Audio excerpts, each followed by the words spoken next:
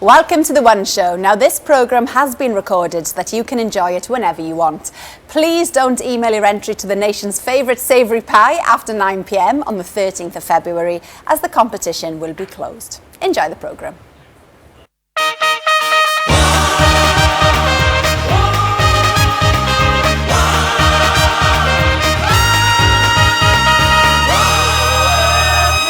Hello friends, and welcome to your cosy, warm televisual fire in the corner of the room that is The One Show with Alex Jones. Oh, and Chris Evans. Now forgive me, but here's a warning.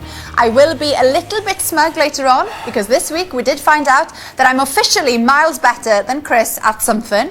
What's more, it's all to do with cars, and he's gutted. I am gutted, but there's a reason for it. There's a reason she beat me, okay? Anyway. All right, more of that with Miss Jones later, but let's get on to tonight's guest. We are very lucky that the One Show studio is on the first floor because Lady Agnes Holland doesn't do downstairs. Let's hear it for the star of Upstairs Downstairs, Keeley Hawes. Good evening, Keeley. Good evening. She's very beautiful, isn't she? Oh, You're very beautiful, Keeley. Nice to have you in. Now, what's more fun, upstairs or downstairs? Where would you prefer to Now be? you're asking.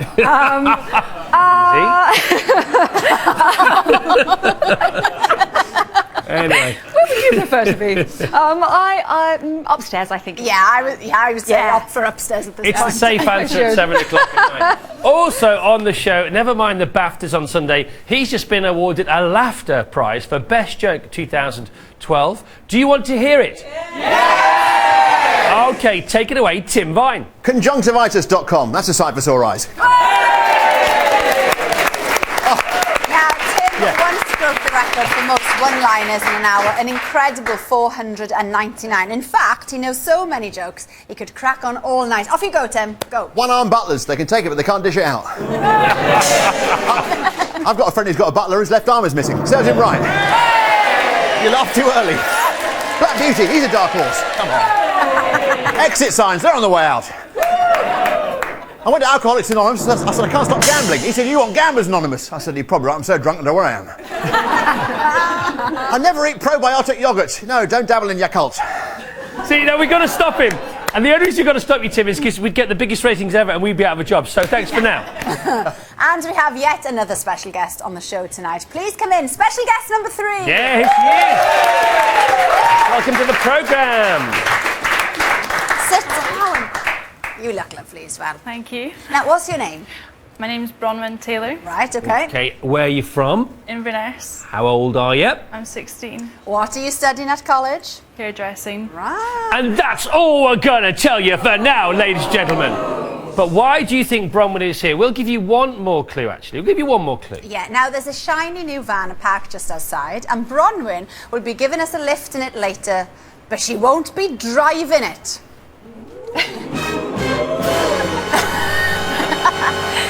That's dramatic.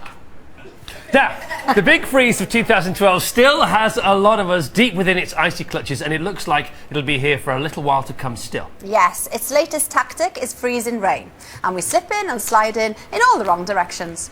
So yesterday, we put pedal to the freezing metal to find out who was the best in the pilot for our brand new hit show, Driving on Ice. I love driving. Skidding around on ice, well, I'm not sure about that. Yeah, but we're in the perfect place to practice. You've brought us to an ice rink. I mean, is driving on this a good idea? Don't worry, most of it's about what goes on under here before you even get moving. This is an environmental testing facility. It's where car manufacturers test their vehicles. I'm here to find out exactly what you should remember before you even start the car. This behind me is a real car. This isn't paint, it's real ice. How come? Because it's absolutely freezing in here. In fact, it's very much below freezing. Okay, so quick bluffer's guide. Give us 3 ace tips for cold starting. One is your battery, so you need to keep your battery charged up. Second thing, antifreeze. You need to make sure that your antifreeze is up to the right level. And then thirdly, your screen wash. You need to make sure that that doesn't freeze up when you squirt it on your screen. So antifreeze, very important. What's going on here? So we've got 4 different containers with different levels of antifreeze. Far one here is 50%. And that's going to go around your engine and keep it cool. Right down to this end, which is absolutely frozen solid, that's only 5%. So this we like, these we don't like. Definitely. So important. And of course on a cold day your engine can still overheat. It can, yeah, because if you don't have the coolant going around it, even if it's -12 outside, you will overheat the engine and you will break it. Check your levels. Engine sorted. Now back at Chelmsford Ice Rink. Next up, how to keep your cool whilst driving on ice. What are we doing here? Imagining your journey to work. I know the sofa's here, but we're going to take the long way round. We're going to go through a couple of bends, round a roundabout, and see how you get on. Is this a competition, Ben? Well, we are going to time it, but you know, this is also about safety, so you're going to get a hefty fine for any cones you knock over. But it's a competition. It is a competition. It is a competition. Not that you're competitive. Come on Wales, England. Luckily, I've got one advantage over Chris, and that's winter tyres.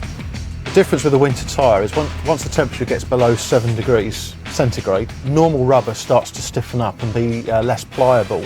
Imagine this was a normal day, concrete. You give it a bit of gas as you pull away and feel what happens. Okay. There. Now, can you feel that slid? Yeah. Excellent. Now, if you move away with no gas at all, and it's found grip, isn't it? Yeah. Yeah. So it's giving the car a chance to grip to the road, absolutely, yeah? Now, bring that wheel around quite hard, Alex. You feel that going?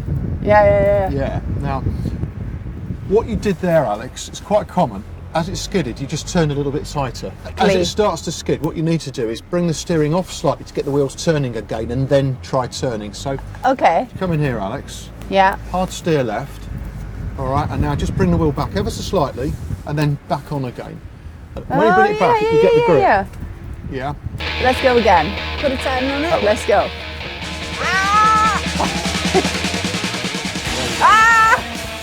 So how's my driving, would you say? It's pretty good actually, Alex. I feel quite You feel quite safe. Yeah. Right, and I'll stop the clock very slowly now. Ben, a lot of one-show viewers have got a lot of opinions about what to do whilst driving in the ice. You know, they say don't use the brakes, use the gears to slow down, keep the car pointed in the right direction, the direction you want to go. Are they right? Are they wrong? There's nothing wrong with using the brakes, but yanking on the brakes is going to give you a problem. Right, should we get on with it? Not going anywhere, is it? And you see that's just slipping away. Oh, yeah. The slowest thing you've ever seen. He's like an old man. I mean, my grandfather could go round quicker. Come on! It's all going very well. Oh. Maybe there's a penalty for those cones. Well, I didn't knock it over. I just hit it a little bit. Whoa! Beat that, non-slippy tyre girl. Well. Well, what? Slow coach, I know the times. Right, shall we have the times? Nope. Yes, let's have the times. Okay, Chris, your lap was 34 seconds, 67. Yeah, thanks very much, Al. Shall we have mine? Okay. Okay. 25.18 seconds. I'm sorry. You lose because the sound effects of the cheers were played in before you gave up your winning time. Yeah. Well, okay. Congratulations, but you did have the non-slippy tyres. All right. I'm just saying. Not that it bothers me at all, but she had the non-slippy tyres. All right. Keeley, do you drive in the ice? Are you any good? Yeah, I'm a terrible driver. No, I'm good. I love driving. Yeah. Who's the better driver, you or your husband, Matthew? Me. Okay. Of course. I think he would also. Do you have non-slippy tyres? No. I'm not sure I do. Bet you do, Surely everybody secretly. has non-slippy Now, tyres. well, after yesterday, I would strongly suggest a winter tyre. Well, thanks very much, motoring expert Alex Jones. Okay, shall we go to upstairs, downstairs? Well, let's talk about. Safe Should we do territory. Speaky Oh, go on thing then, first? Speaks a long time ago now. About his action, fun-filled, and Yeah, you great know. fun. Did you do Brilliant. your stunts in there? You talking about driving with your stunty girl? Not really. I did some driving on Ashes to Ashes. Yeah. Yeah, but in the Quattro, but not so much on Spooks. Right. But Phil's a very good driver. Okay, we'll go on to upstairs, downstairs. Yeah, then. okay, we It's will now. official. Okay, so it's back a week on Sunday. Yes. 9:30. Slightly change of time there at the last minute. I believe so, yes. Okay, doesn't matter. There it's back. So the last time we saw it was not last Christmas, a year ago. You know, a year ago to Christmas, but it was only 3 episodes. So it's back for a proper series. Yeah, now. we're back with 6 episodes, which is great because it's given us a chance to sort of get our teeth into it and get to know the characters, you know, a lot better. So 3 what's hours the is a plot lot. now then this time? What goes on? Much the same as went on in the first three. Don't say that. Sorry. For heaven's sake, give me a chance. It's sell, baby, sell. It's moved on a couple of years. And I'll tell you what, let's see a bit. yes, see a bit. Okay, see a bit. okay, this is Keeley in action, and this is very impressive. Would you ignore this lady? We all fit into this household in a different way. We come and go through different doors. We eat our meals at separate tables. But we all give 165 Eaton Place as our address. And that means we're on the same side. From now on, I expect your behaviour to reflect that. Or how else will we survive a war? She's who you want in your cabinet. Now, look, we all, the D word, the Downton word, okay? We all love Downton. I love Downton, my mum loves Downton. I think it's a great, great programme. But I have to say, we've seen the first episode of Upstairs, Downstairs this afternoon together, so we've been privileged enough to see it. And I just think more happens in Upstairs, Downstairs. But I've never seen Downton Abbey. So Oh, come on. I am that person. Honestly. I've never seen it. No, I honestly, I swear to God, I've never seen it. Oh, well, let me tell you, not as much happens. Okay, good. No, well, no. I mean, maybe that's good. And this is 6 weeks building up to World War II, isn't it? Yes, it is. Okay, so what kind of things can we expect? Well, we've all moved on. My character, Lady Agnes, comes back, and her and Sir Hallam have had another child in the interim. And Hallam has been very busy with work and starts to go down a different road, as it were. With whom? With With another bird? No. Yeah, there might be another bird involved. Oh, well, yeah. So, and actually, their marriage is on the rocks. It's a little bit on the rocks. Yeah, Right, now- they're coping with a lot between them. So This is all great. It's all good promotional conversation here, but Al is desperate to ask you about a monkey. Well, it's the one thing that you've got that Downton definitely doesn't have, a monkey. Now, is the monkey back? That's what I want is to know. back. Because I was quite taken by the monkey the last time Upstairs Downstairs was on. And how do you cope with filming with this monkey? Because it's quite nasty, apparently, isn't it? Yeah, they're not easy. There are 3 of them actually. They're like See, children. I said. You have to swap them, Yeah, you them said over that, yeah. because of their hours. And everyone's sort of slightly furious with them because they earn more than all of the actors. So They've got a better union. That's what it is. and you're not allowed to look them in the eye because they take Like a side Madonna? breath. Yeah, it's like working with J-Lo. We've got to ask you while you're on about Jean Marsh, because she's the co-creator of the show. She's not been very well. How is she? She's much, much better, thank you. Yes, and she came and we shot some scenes together. So yeah, she's All right. on the. So she is in the new series? She is. Oh, that's good news, isn't it? So, Keeley, your rounded vowels make you seem perfectly at home at 165 Eaton Square, but this accent wasn't natural, was it? Because you have had in the past 10 years of elocution lessons? Well, I went to drama school. I went to Sylvia Young. So while I was there, I had voice lessons. And I come from London. My dad's a London cabbie. So I was never Cockney, but I was kind of ironed out a bit. Right. Well, you'll never believe it, but we've never had some. Have we? Really? Incredible, I know. Unbelievable, isn't it? It's never too late. No, I mean, it's great, you know, for everyone to have their Can you give us some tips? Can you give us a lesson? Yeah. Quick lesson. Well, one Where's of the the pencil? things Yeah, that we there. used to do, Yes.